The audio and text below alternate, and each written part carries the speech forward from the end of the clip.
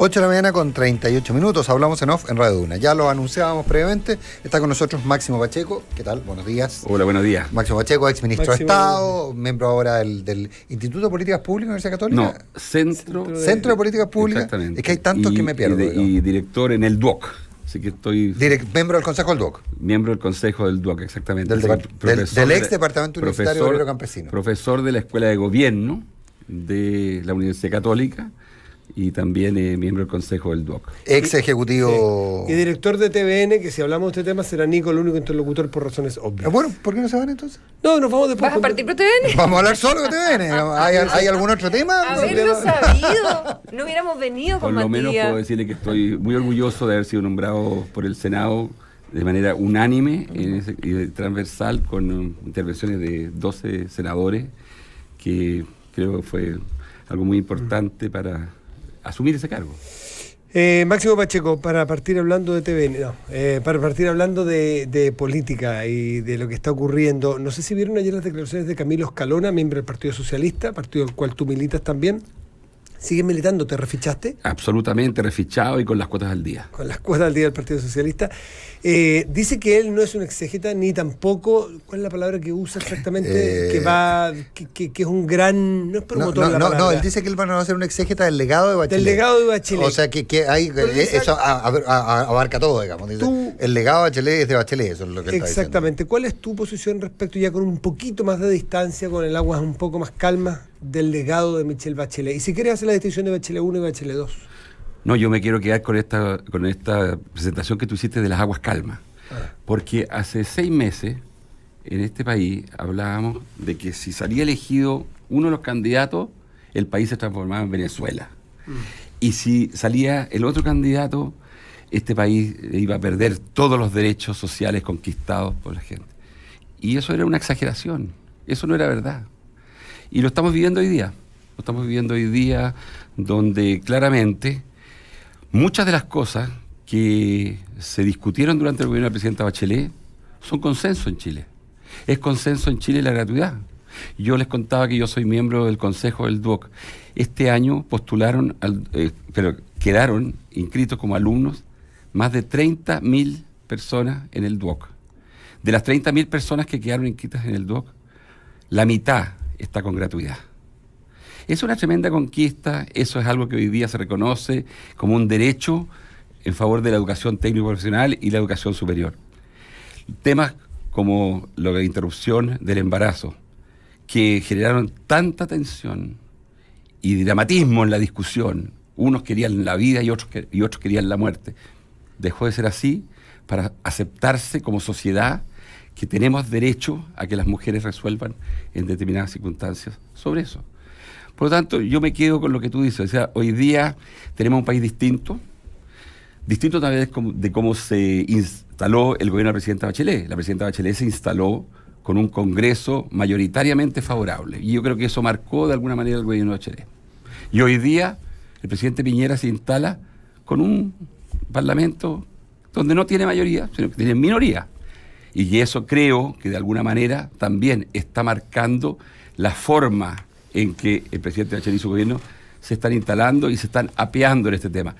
Los veo todavía en pleno desarrollo de su instalación. No me atrevería a comentar el tipo de instalación exacta que va a ser, porque se están dando señales todavía algo difusas. Pero claramente lo que la presidenta Bachelet le dio a este país en materia de ciertas discusiones que generan consenso, es algo que hoy para definitivamente estar. Ahora, para despachar el tema de la elección y de la decisión que el pueblo chileno tomó, usted plantea que se habían planteado aquí dicotomías falsas, que si ganaba Guiller, esto iba a ser Venezuela; si ganaba Piñera, se iban a acabar todos los derechos sociales, y la práctica está demostrando que eso no va a ocurrir. Pero finalmente el electorado probablemente creyó más que Chile podía convertirse en Venezuela si ganaba uno, que se iban a acabar los derechos sociales garantizados si era electo el otro. Entonces, eso evidentemente es un elemento a tener en cuenta en la lógica que desde la izquierda se mira al mundo, porque finalmente el resultado, pese a la esperanza que se generó luego de la primera vuelta, el resultado marcó que estaban muy agradecidos de lo hecho por Michelle Bachelet, pero pensaban que el camino iba en otra dirección. ¿La izquierda ha asumido eso? No, yo creo que ese es un proceso que está comenzando. Este es un proceso que está comenzando porque hay que hacer mucha reflexión sobre esto. Lo que las elecciones nos dijeron, yo creo que todavía no está muy claro, porque hubo una primera vuelta donde todos nos acordamos que la centroizquierda ganó como ánimo, diciendo, pucha, parece que podemos pelear la segunda vuelta. Después se dijo que si votaban más de 7 millones de personas, ganaba la izquierda segura. Seguro que ganaba. Entonces, yo creo que el presidente Piñera, su candidatura y él como candidato, en un par de momentos la tuvieron difícil. Cuando en primer lugar, la primera vuelta mostró algo que el país, digamos, claramente estaba señalizando, de que dos candidatos que representaban a la derecha sumaban menos del 50%, y después, cuando a las 4:30 de la tarde, 5 de la tarde del día domingo de la segunda vuelta, veíamos que iban a votar más de 7 millones, y eso podía beneficiar a un candidato como era el candidato de la centroizquierda. Y no fue así. No, pero es que yo creo que, déjame terminar la idea. Sí, yo creo que aquí tenemos que también tener el cuidado de no sacar conclusiones demasiado rápido. Mira tú lo que ha pasado con Perú. ¿Cuánto nos decían hace 2 años atrás que Perú nos estaba pasando de lejos, que Perú era el ejemplo que teníamos que seguir, que Perú estaba dándonos una ventaja enorme? Y hoy día vemos a un Perú confundido en esta crisis política, un Perú con sus instituciones debilitadas, un Perú que no quisiera haber pasado por esto. Ese era el camino que nosotros queríamos recorrer. Entonces, la verdad es que nuestro país, yo creo que se ha mostrado mucho más estable, mucho más sólido y en mucho mejor pie de lo que se nos decía hace un par de años. Un solo punto rescatando algo de lo que usted dice, Máximo, porque, a ver, efectivamente todos nos compramos un análisis que si votaba más de 7 millones de personas, iba a ganar Alejandro Guillet. ¿Y por qué iba a ocurrir eso? Porque 700 u 800 mil personas de izquierda o de centro izquierda que no habían ido a votar porque no les gustaban los candidatos, para evitar que hubiera un candidato de derecha, iban a votar en contra de Sebastián Piñera, iban a conseguir que Alejandro Guillet se instalara en la moneda. Pero los 700.000 que aparecieron eran de derecha. Y los que no habían ido a votar, los 700.000 nuevos votantes, votaron mayoritariamente por Sebastián Piñera. Entonces estamos equivocados en todo yo soy partidario de que antes de sacar conclusiones, Nicolás, nosotros miremos bien los números. Yo creo que todavía no está del todo analizado y estudiado qué fue lo que pasó en esta elección. Creo que hay estudios ya en marcha, creo que ya se están haciendo reflexiones. Por eso es que a mí me parece que el proceso de aprendizaje y el proceso de descifrar lo que nosotros obtuvimos como información en la elección presidencial todavía es incipiente. Yo no soy de los que piensa que hoy día podemos sacar conclusiones definitivas. Aquí la sociedad chilena pasó recado, pasó mensaje, le pasó mensaje a los dos lados. Le pasó mensaje al centro y a la izquierda y le pasó mensaje a la derecha. Entonces, ese proceso es un proceso que hay que estudiarlo con datos, con números, con estudios que no están todavía. Quisiera, Máximo, saber tu opinión sobre los últimos 10 días del gobierno de la presidenta Muy Bachelet. dolorosos para aquellos que fuimos parte del gobierno y que apoyamos al gobierno. No cabe ninguna duda que el cierre ¿Era el tono que mandaba ese? ¿El que hemos sabido que funcionó? Mira, la política es tan volátil, como si es tan líquida, tan impredecible, que a veces nos da esta sorpresa. Se juntaron cosas que realmente nadie quisiera volver a vivir. Toda esta discusión de Huracán, la discusión constitucional, la discusión del notario, la discusión de Punta Peuco, la discusión de las opiniones del ministro Campos, y el déficit estructural en 10 días.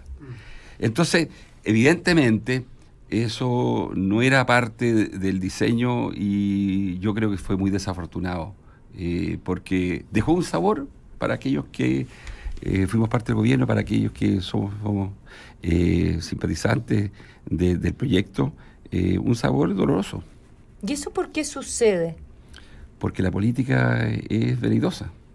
Y porque... ¿Pero es porque alguien tiene que llevar las riendas y ahora cuando quedan 10 días las suelta? ¿O qué? ¿Porque alguien debe mirar o debiera no cabe ninguna mirar duda que si yo tuviese que... el paraguas si yo tuviese que atribuir eso a un factor, diría que se necesita una conducción política sólida hasta el último minuto. Pero porque los primeros 40 días de los últimos 60 días fueron ejemplares. Los primeros 40 días de los últimos 60 días fueron ejemplares.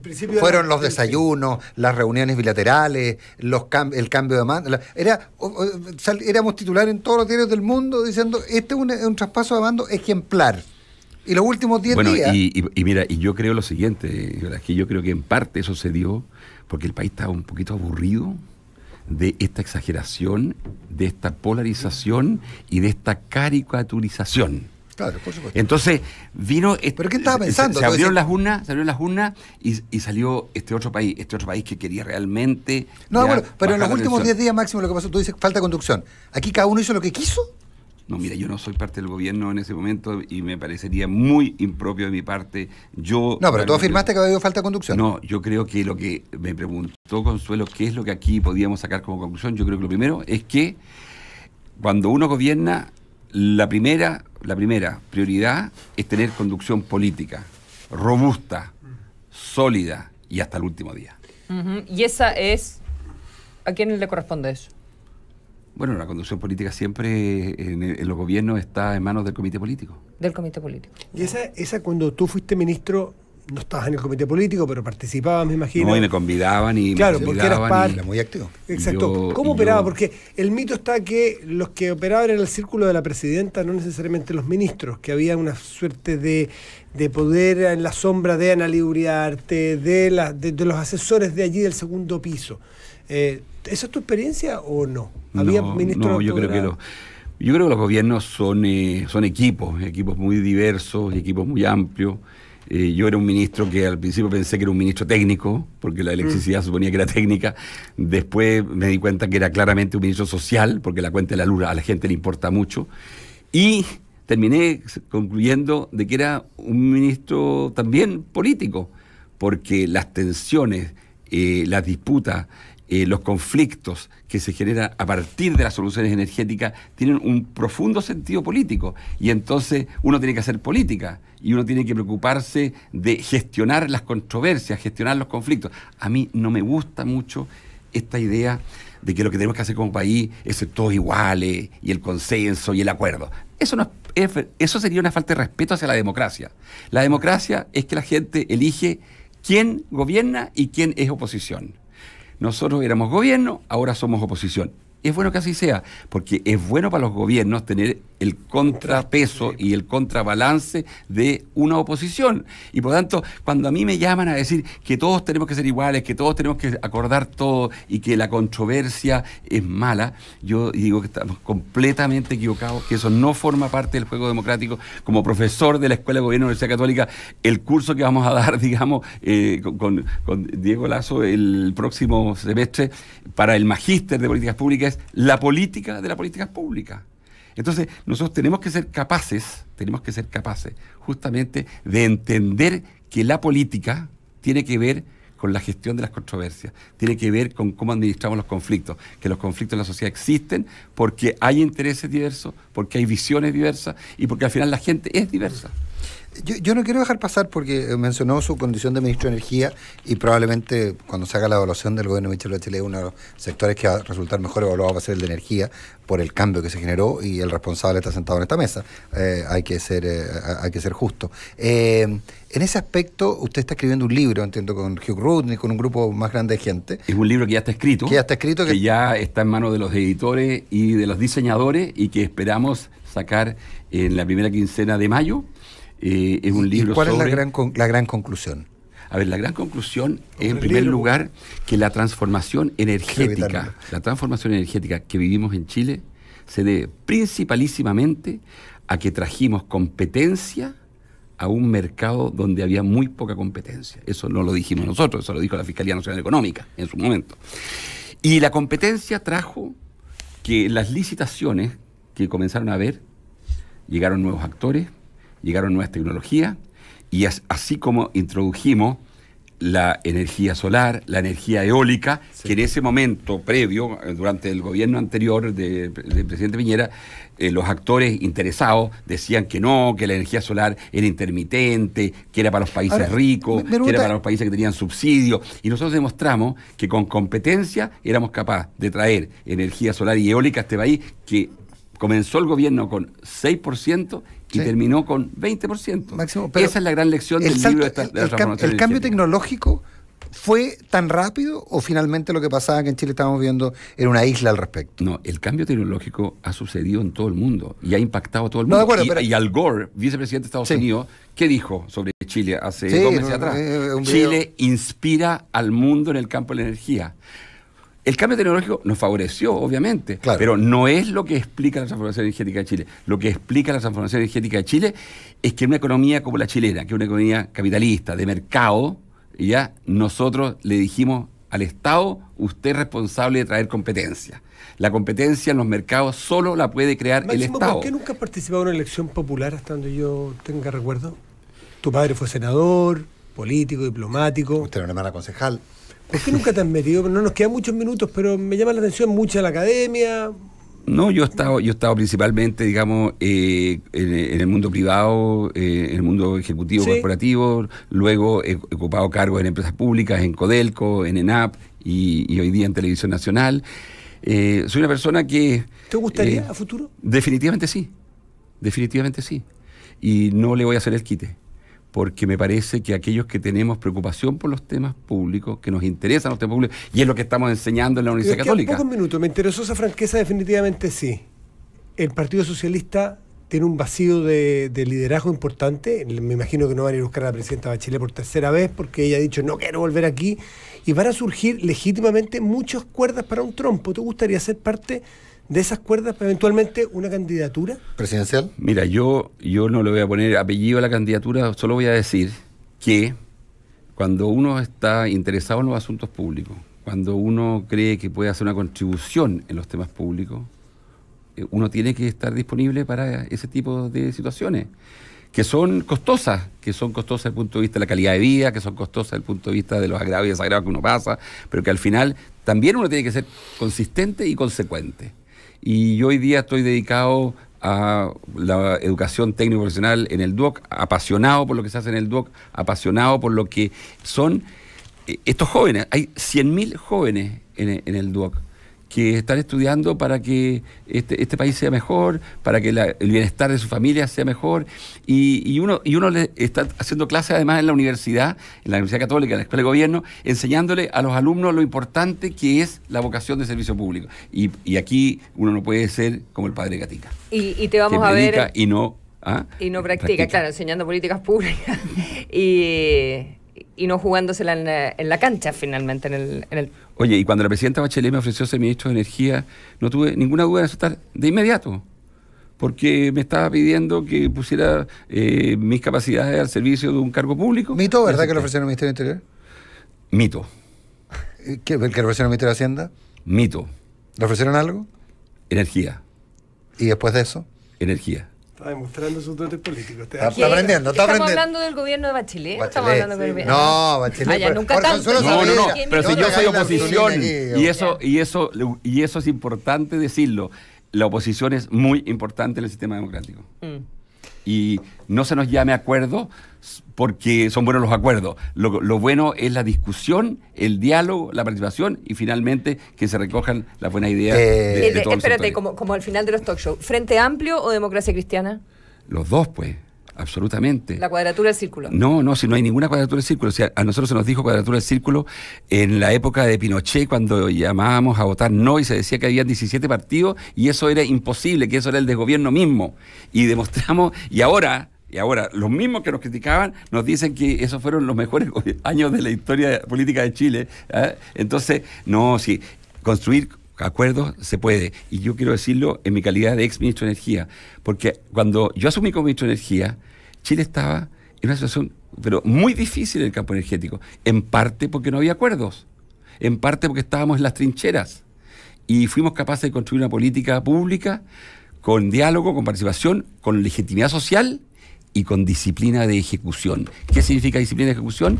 Que las cosas se hagan y se hagan bien. Vamos, lo próximo lo invito al programa que estemos los dos y hablamos de Televisión Nacional. Oye. ¿Le parece? Encantado, ¿Le y parece? estoy súper motivado con el canal de todos los chilenos.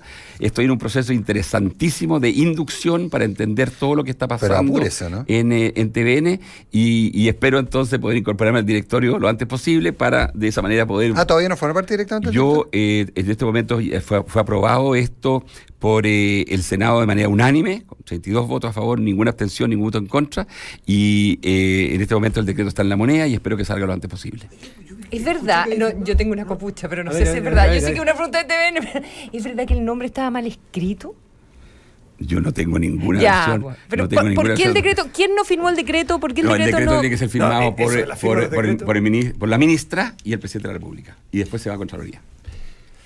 En lugar, gracias Máximo Pacheco. Es que algo hubo raro, porque te que Ya, contar en el café. estaba Pacheco con Son las K. Se va a quedar a 8:59, tomar- que Sí, lata. no, Restini está restineando. Bueno, les agradezco mucho tu oportunidad y voy a venir a esta radio cada vez que me conviden. Buenísimo.